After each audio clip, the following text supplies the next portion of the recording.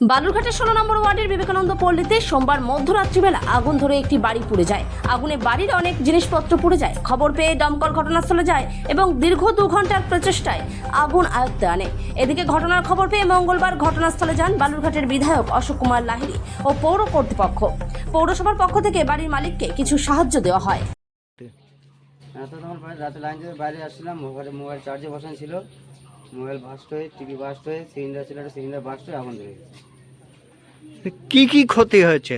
সবই করেছে, ঘর বাড়ি কিছু না, জামা কাপড় ফটো আইডি ফাইডি দড়ি ফলি সব নষ্ট হয়ে গেছে। দমকল এসেছিল? এসেছিল কয়টা ইঞ্জিন এসেছিল? দুটা। তো বিষয়টা এখানকার যে কাউন্সিলর তাকে সে জেনেছে, জানে? জানি, সে এসেছিল। মিউনিসিপ্যালিটির থেকে কোনো সাহায্য করেছে বা করবে জানেন?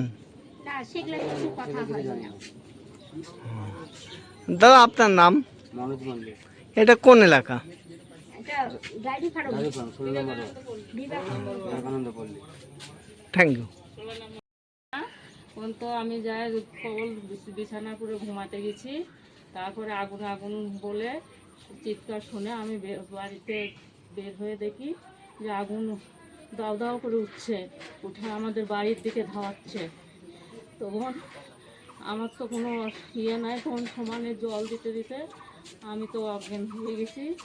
আমি আর কিছু পরে জানি, তারপর পরে দমকল আসা পরে তারপরে হচ্ছে দমকলে লিভালো। আর আমাদের বাড়ি থেকে ট্যাপ কল 5টা ট্যাপ কল ছিল, এ দিয়ে জল দিয়ে পাড়ার প্রতিবেশী সবাই জল নিয়ে এসে সবাই সাহায্য করছে। আগুনটা কিভাবে লাগলো মনে করছো? সেটা জানতে পারি না, বলতে পারবো না। এইটা কোন এলাকা, কত নাম্বার ওয়ার্ড? এটা 16 নম্বর ward, dairy farm, Vivekananda Palli. Thank you. দেখুন, খুব দুঃখজনক ঘটনা। কালকে রাত্রি সম্ভবত 11টার পরে